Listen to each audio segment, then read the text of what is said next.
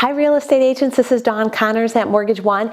And do you have lenders that come to you a lot of times and you just want to find out more about them but you're not sure what the questions are to ask? Well, I made a list of 4 questions today that will hold some good relevancy for you to differentiate between one lender to another. Maybe you have a client who has come to you with their lender and you're wondering, how qualified is this lender and is my deal going to go to closing after I get it to escrow? Well, question number 1 is, what is your process? Once you have a client that wants to get a mortgage from you, what do you do? Do you just take a quick application and issue a pre-qualification form?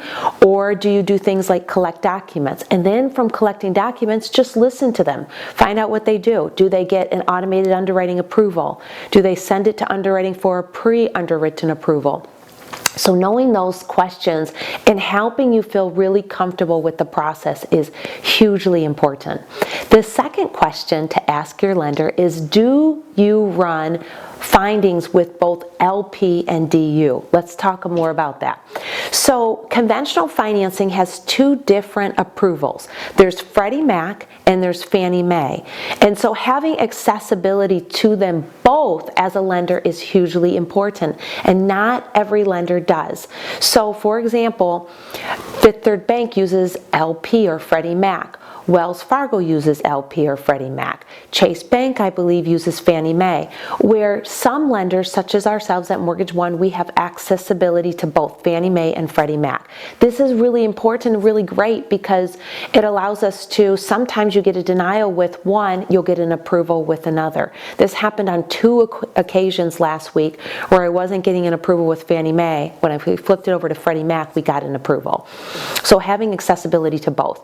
The other thing within that question is, does your company have the ability to manually underwrite files? Because not all the time do you get an automated approval. Sometimes you get a refer to an underwriter for a manual underwrite, and many lenders don't do manual underwriting. So asking about that and listening for what they say, and if they hem and haw and act like they do but they really don't, that's a good question.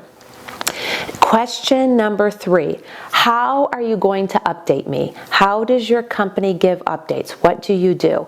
Having that update is extremely important. For example, on Tuesday, I call it Fantastic Tuesday Update Day. It's a day that everyone in the party gets an update. So that's the listing agent, the buyer agent, the title company, they all get an update, and the buyer. And the buyer gets regular updates throughout the week, but this is the one day that we notify everyone so that everyone knows what's going on in the step of the process. And the next question, which I feel is a very important one, is what is your accessibility? Not only can I call you on nights and weekends and do I have your mobile number and are you going to be available, or are you just a 9 to 5 type of company and I can't get you on nights and weekends. The second part of that question is, what is your accessibility to an underwriter? Do you have the ability to talk to your underwriters, to get questions answered, to talk to your closers?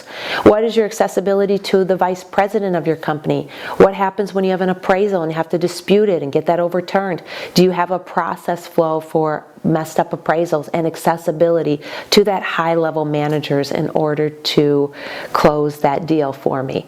So those are the basic questions that we have that you'll want to get answered. I'd love to answer those for you for myself, and I'll plan to do that on the next week's interest update. This is dconnors at Mortgage One. Thank you.